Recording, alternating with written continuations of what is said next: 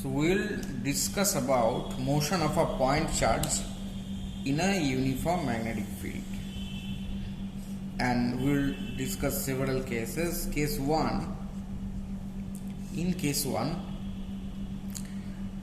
velocity of the charge is parallel to the field, parallel to the magnetic field B. So suppose there is the magnetic field B in a certain region and the charge Q having velocity V moves in a magnetic field. So as you know from the formula of magnetic force, no electric field is there, so the total force will be magnetic in nature if at all. So it is Q into V cross B. So here the force is 0, force equal to 0 implies there is no deflection, and this particle will continue moving in a straight line. Okay. Next case.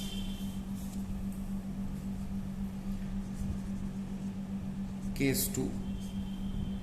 Velocity of charge is perpendicular to the magnetic field B.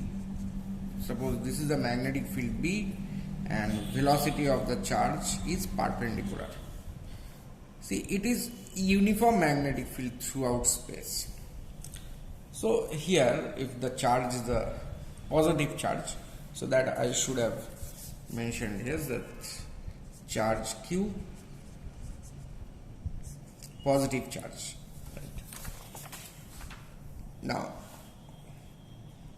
what will be the nature of the motion of this charge particle? So Q V cross B, so V cross B, so this is the nature of the force, and this force will be throughout. So due to this force the charge will get deflected. Better way to view this problem, if you view from here, then you will see the magnetic field like cross into the plane of the paper. So that is this view you are seeing, and the charge is moving with the speed V in this magnetic field. So the force on the charge will be this way, F, and here the charge, so there will be deflection of the charge. But you know, magnetic force is a no work force, so its speed won't vary, so the speed will remain same. So here the force, magnitude of the force will remain same, so direction of the force will change only. So it will go about like this. So the motion will be a circular motion, uniform circular motion, but the force is directed towards the center of the circle, and this is the radius of the circle R. So the path is circular motion, the path is circular with radius R such that now what about the force? Q V cross B. See, B is into the plane of the paper, so angle between V and B is 90 degree. So F is equal to QVB. Now that is equal to mv square by R. This will act, this force, magnetic force will act like centripetal force. This direction of the force will be towards the center of the circle, right?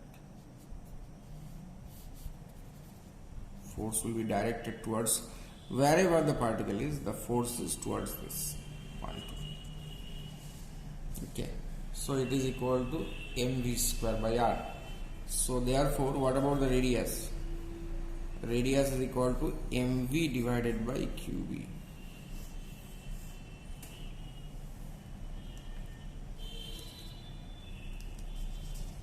So it will start to moving circular motion. Suppose a charge q is moving with a speed v, and suddenly you switch on a magnetic field which is perpendicular to the velocity vector, so it will immediately start to rotate in circular motion.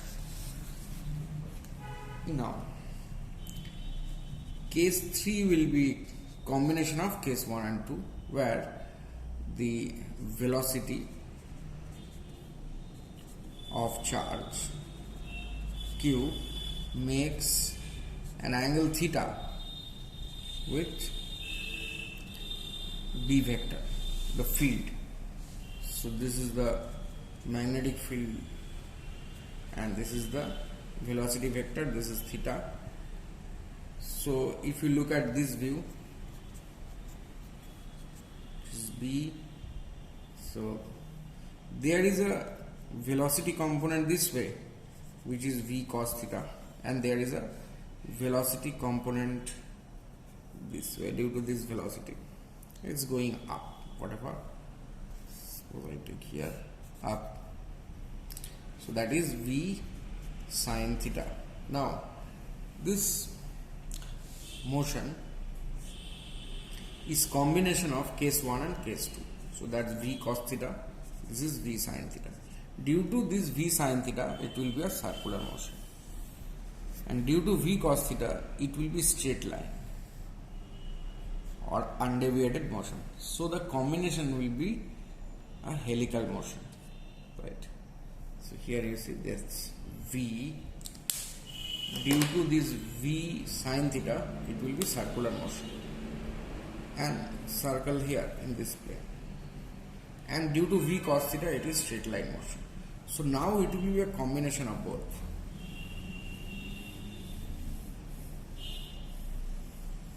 So the motion will be a helical one. So we will find out the details of the helix in this way. So this is the magnetic field, this is the velocity component v cos theta parallel to the magnetic field, this is the velocity component v sin theta perpendicular to the magnetic field, and this will be the path of the particle.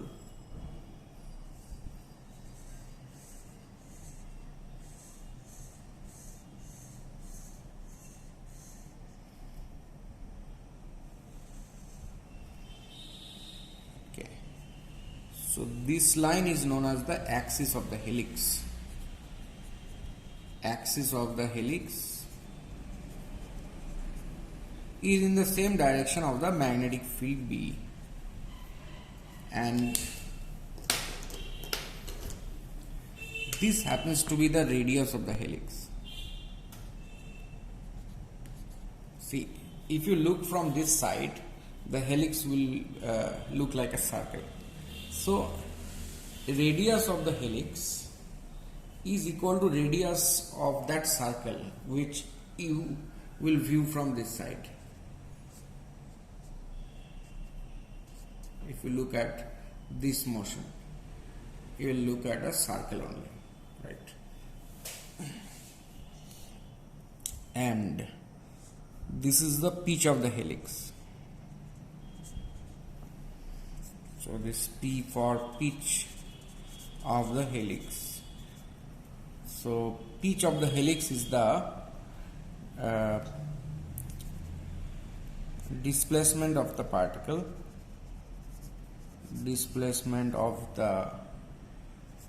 or the charged particle in one complete revolution.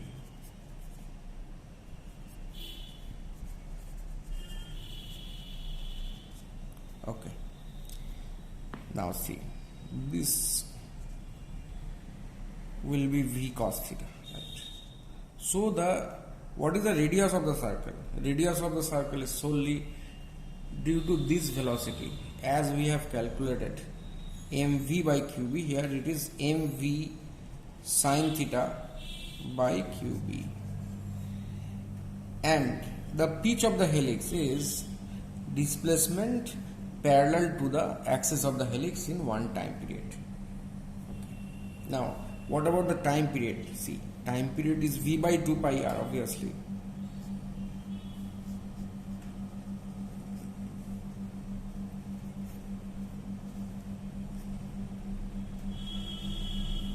Sorry, 2 pi r by V. Time period is 2 pi r by V sin theta in this way. So how much would be that? 2 pi m by qb. That's the time period. See, even in the circular motion we have discussed before, in case 1, the time period will be this. Time period is obviously 2 pi r divided by v, so it's 2 pi m by qb. See, the time period does not depend on the speed. Same thing here also, the time period of revolution is 2 pi m by qb. So the pitch is displacement parallel to the axis in one time period. So that will be v cos theta multiplied by the time period t.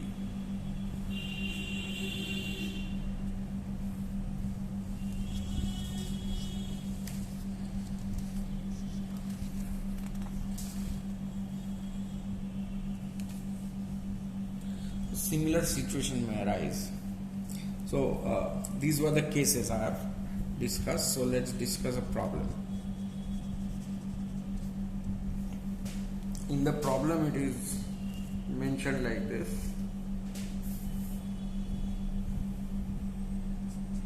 An electron gun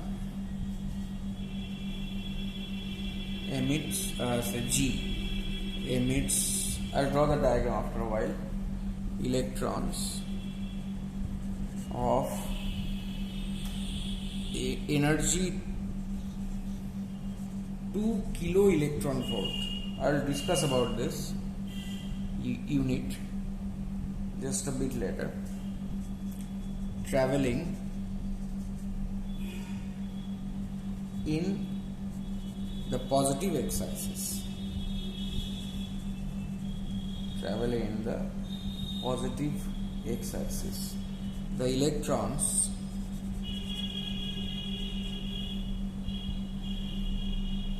are required to hit a target. To hit a target S, where this GS is equal to 0.1 meter. So now refer to the figure.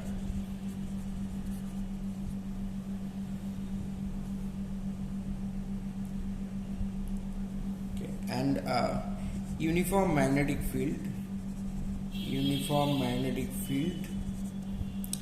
B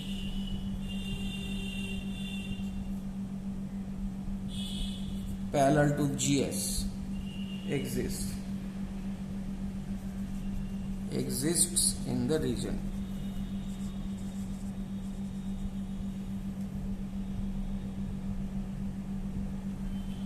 Find minimum value of B for the electron to hit S. Now this is the electron gun G. This is the positive direction of x-axis, and this is S. This is the line GS, and this is the direction of the magnetic field, and this angle is given as 60 degree. So read the problem properly. And electron gun emits electrons. Acha, let's sort out this. 2 keV, kilo electron volt. 1 electron volt is how much? 1 eV is 1.6 times 10 to the power minus 19 joule. So 1 kilo electron volt is just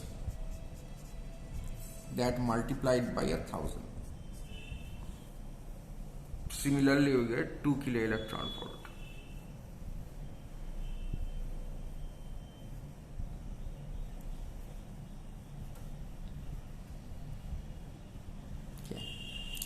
this is an application of the case 3, right?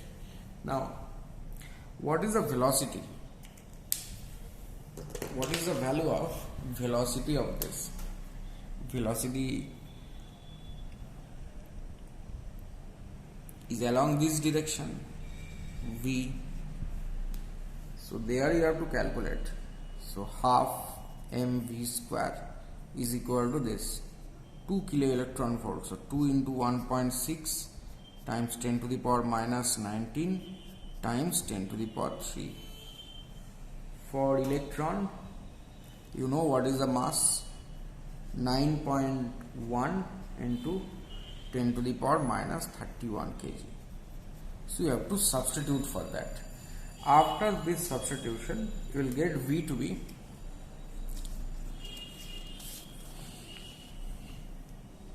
V will come out to be 2.65 into 10 to the power 7 meter per second. So again, that's the x-axis. This is the line 60 degree, G to S. So it is a helical motion actually. So this is the case, same as case 3, helical motion. This is V. We have calculated V. So this is the axis of the helix. So that's V cos 60 and that's V sin 60. So the helical motion like this, right? It will move in a helical path. So for minimum value of the pitch of the helix, for this problem, G to S rather. So GS is the minimum value of pitch of the helix. The pitch can be less than this also. Oh, sorry. This is the maximum value of the pitch of the helix, because thing is that, so after one turn it will hit this point S, right? So what is the formula of pitch of the helix? You know, V cos 60 here, V cos 60 into 2 pi m by qb. You have to substitute for charge of electron here. Okay. So actually this GS should be some multiple of the pitch. So this should be an integer.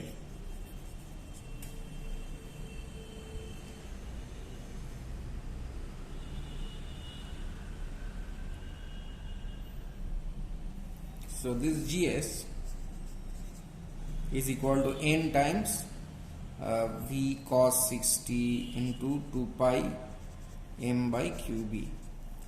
Now for B to be minimum, for this B to be, that is what it is asked.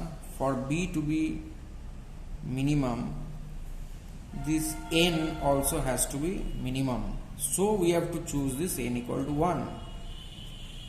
If n equal to 1, then we are calculating B minimum. Right. So I hope the concept is clear. So it's a bit tedious calculation. So go for it. I will write the final answer.